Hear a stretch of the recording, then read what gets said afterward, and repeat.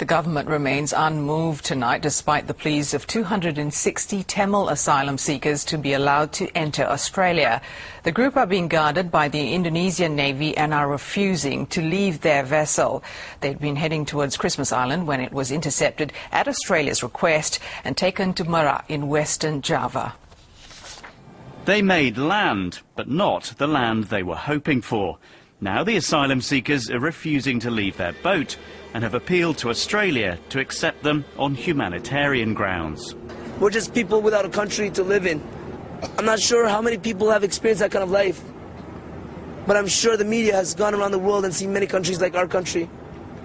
But the situation in our country right now, I'm telling you, Tamils do not have an opportunity to survive in Sri Lanka.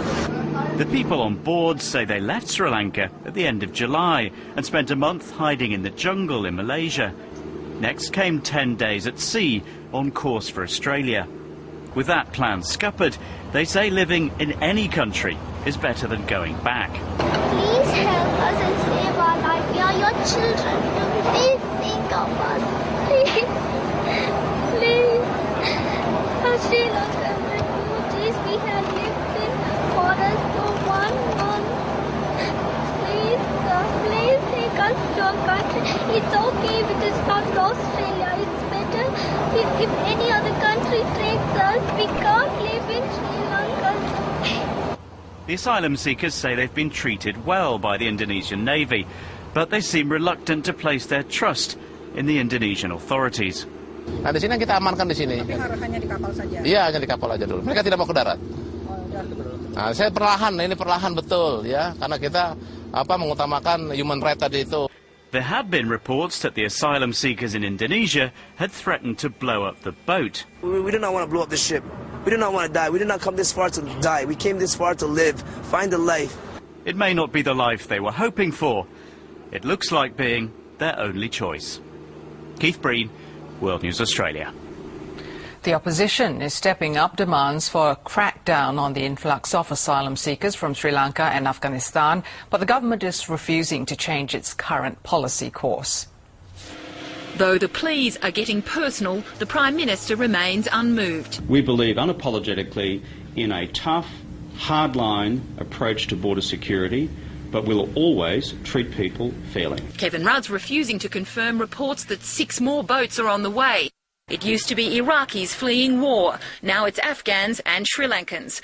The government blames the conflicts. The opposition blames the policy change since the election. That is the greatest humbug. He's laid out the welcome mat and he's held the door right open. Malcolm Turnbull's predicting thousands more will come. He has unpicked a very carefully constructed fabric of policy that enabled us to have protected borders and little or no illegal arrivals. We're now facing what looks like being the beginning of a flood. The government's confirmed it's expanding accommodation at the 1,000-bed Christmas Island detention centre, with demountables earmarked for Indigenous communities but never used, soon to be shipped over. The opposition is still drafting its post-election policy. It's considering reintroducing a form of temporary protection visa, like those abolished when the Rudd government took office. The government says they don't help. The Liberals talk about temporary protection visas. 90% of those issued with temporary protection visas ended up staying in this country. He's demanding the coalition's policy. Mr Rudd has to tell us what he is going to do.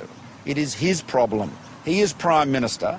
He is the one that dismantled a border protection policy that worked. He wants a full national inquiry. The Prime Minister says there's no need, that the system is working. If we find that a person is not a legitimate asylum seeker, we send them home. But most who make it to Australia do get to stay, and most did under the previous government too.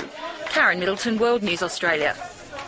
Britain's Prime Minister Gordon Brown has pledged to send 500 more troops to Afghanistan, bringing its total to 9,500. But he's attached conditions, including more Afghan troops and more coalition forces. The British reinforcements will be sent to Helmand province in the south of Afghanistan. The army's been asking for them for 6 months.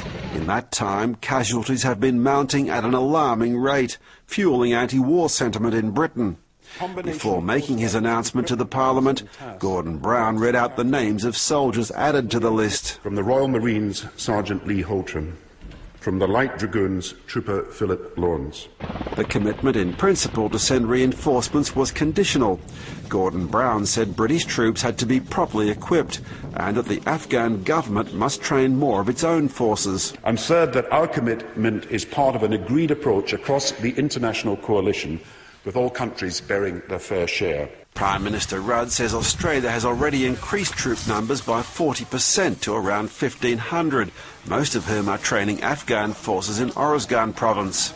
Once that mission is completed and we hand over our responsibility to that provincial authority, then of course Australia's mission will be concluded and our troops would come home. Some analysts say the British announcement was aimed at Washington. And demonstrating to the Americans that we do not want them to go wobbly on this whole mission when Obama is reconsidering what his aims are. In Washington, America's top soldier, Admiral Mike Mullen, and other top officials joined President Obama for another council of war at the White House.